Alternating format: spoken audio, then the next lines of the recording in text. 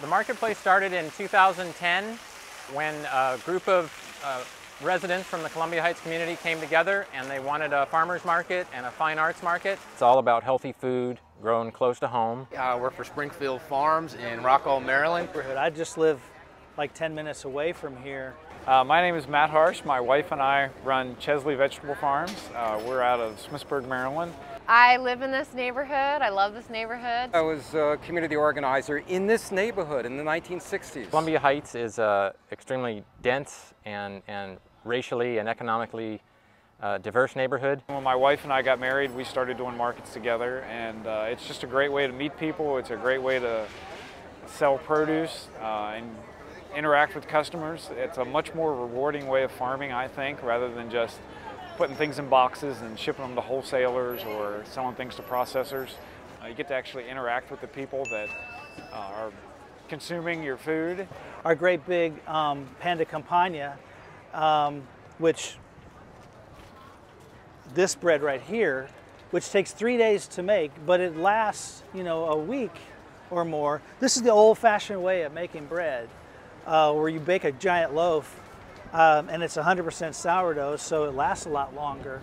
But it's really delicious, so you can't go wrong with something like that. You get to know people and you know who the product is coming from and who made it, that it's handcrafted. It makes it a lot more special than it coming from a big chain nationwide store. You know where it's made.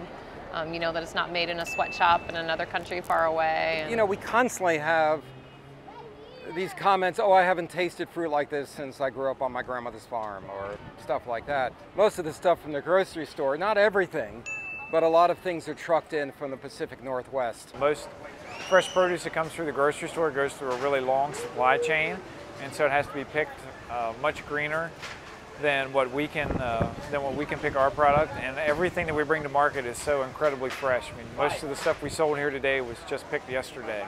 So we take pay a lot of extra attention, put a lot of extra time into taking care of our animals and making the best product that we can, which can be kind of hard to find, when you shop at supermarkets, the big chain stores and everything.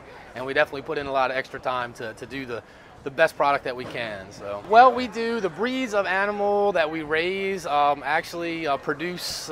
They grow slower, so it's definitely more of a commitment of time and effort and money. The grasses that we raise, we try and do our own feeds and everything. So we don't buy a lot of feed. We try and raise it on the farm there. That's why we choose to be here. We're growing food right here in the Columbia Heights community, about 3 blocks from here. So we're here in the North Columbia Heights Green, where we have some plots where the community marketplace is doing its urban gardening program. So in March we started seeds in the greenhouse. They were in there until April, and then in May we brought them out. So the kids have planted in here a bunch of tomatoes. We've got heirloom tomatoes in here, cherry tomatoes. There's pepper plants in here, sweet potatoes. You can see one of about 9 watermelon right there. That's a sugar baby watermelon. These squash were grown right here in the North Columbia Heights Green. Kids from Tubman Elementary School and Chavez Public Charter School grew these squash and some other squash and watermelons and tomatoes and carrots. These squash came from a plot right over there. That's where we harvested the squash. Just harvested them today. A few minutes ago. We've probably got maybe 9 or 10 watermelons that are close to ready, and pretty soon the children that we're working with, the kids, are going to be selling what they've grown, and they'll be selling it at the Columbia Heights Community Marketplace, and then donating the proceeds to the nonprofit of their choice. These are an old-fashioned. We are working through our FestiBucks Double Dollars program to make it possible for people who receive federal food nutrition to get more healthy food with their benefit. Not only do we expand into the fine arts to make it a cultural experience, but we want people of all socioeconomic classes to be able to take part in that.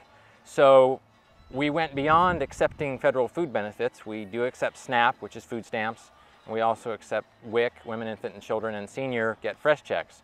But we've gone farther by offering a double value coupon program, or double dollars program. Ours is called FestiBucks. And the FestiBucks is really great because that doubles the value of the WIC coupon. So rather than having $20 worth of WIC coupons, somebody could have $30 or $40 worth of WIC coupons to spend. And I think that makes a huge difference. And that allows recipients of federal food benefits to stretch their benefits farther each Saturday. And so it gets more than just rich people, the quote-unquote rich people, participating in a farmer's market. Each week we generally have produce that's left over. It's perfectly saleable, it's perfectly good, not everything's sold. And so two organizations, Miriam's Kitchen and Thrive DC, they will come and collect that food. It was almost half a ton last year that they collected to be used to prepare meals for the less fortunate in our community. The first Saturday of each month, the Upper Cardozo Health Clinic, which is a couple blocks from the marketplace, will come out and do free health screenings, and that consists of blood pressure tests and blood sugar tests and some other basic health tests that they can do right there on the spot. DC EMS, Fire and Emergency Service, has come out and done the same thing on a number of occasions. So come on by, we're open every Saturday from 9 to 2, right on the corners of 14th and Kenyon, Northwest Washington, D.C.